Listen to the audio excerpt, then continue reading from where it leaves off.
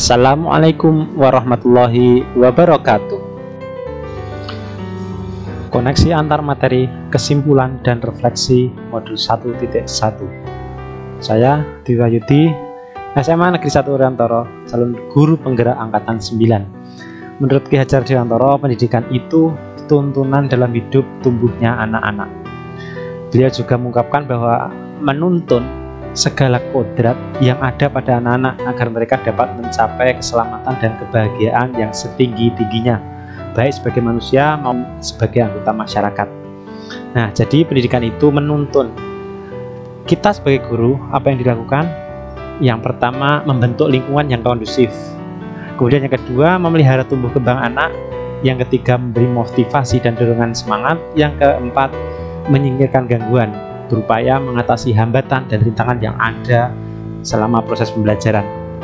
Bahwa menurut Ki Hajar Dewantoro, dasar anak itu, anak dilahirkan seumpama kertas yang sudah ditulisi penuh, tetapi semua tulisan itu masih buram.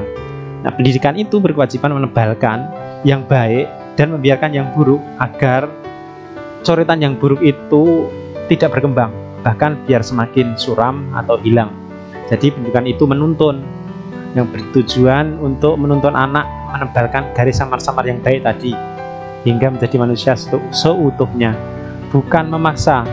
Anak itu bukan kertas kosong yang bisa digambar sesuai keinginan orang dewasa. Nah, demikian. Di dalam modul ini kami juga mempelajari tentang pendapat Ki Hajar Dewantoro mengenai kodrat alam dan kodrat zaman. Bahwa kodrat alam adalah setiap anak tumbuh sesuai dengan keadaan, lingkungan atau tempat tinggal dia berada. Sedangkan kodrat zaman, setiap anak itu tumbuh di suatu era atau kurun waktu yang selalu mengalami perubahan, sehingga pendidikan harus menyesuaikan di mana anak bertempat tinggal dan di zaman seperti apa mereka tumbuh. Demikianlah yang kami pelajari dari pemikiran Ki Hajar Dewantoro di modul ini. Nah, kemudian setelah mempelajari modul ini, ada perubahan pada diri saya, bahwa dulu pembelajaran yang saya lakukan hanya sebatas transfer materi saja. Yang penting materi selesai, tuntas sesuai KKM, seperti itu. Siswa itu saya perlakukan sebagai objek pembelajaran, masih berpusat pada saya. Kemudian kini setelah mempelajari modul ini, saya berusaha merancang mode pembelajaran yang berpihak pada murid. Kemudian memulai dari identifikasi siswa dengan asesmen diagnostik, kemudian memasukkan keterampilan abad 21 dengan memanfaatkan teknologi, dan siswa itu saya perlakukan sebagai subjek pembelajaran, bukan lagi sebagai objek, tapi mereka yang aktif, mereka yang memiliki potensi lebih aktif dalam pembelajaran. Dan proses pembelajaran atau suasana kelas yang mencerminkan pemikiran Ki Hajar Dewantoro, yaitu pembelajaran yang berdiferensiasi. Di antara yang saya lakukan, diferensiasi produk. Ada yang membuat komik, puisi, cerpen, dan seterusnya pada materi yang sama. Pada waktu itu saya mengajar tentang materi dengan tema akhlak terpuji. Kemudian dari mereka ada yang buat komik, ada yang buat puisi, ada yang buat cerpen yang terkait dengan materi. Kemudian memberikan kesempatan pada mereka untuk berkreasi sesuai kemampuannya.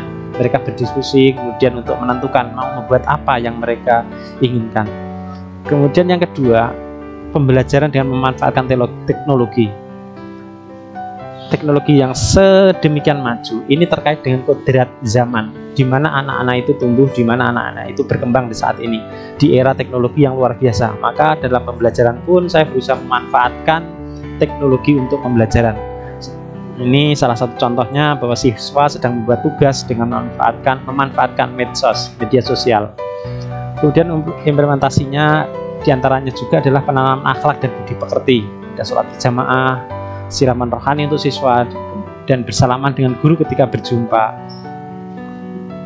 Kemudian yang bisa segera diterapkan, diantaranya memulai pembelajaran dengan pengidentifikasian murid. Hal ini bisa dilakukan dengan asesmen diagnostik.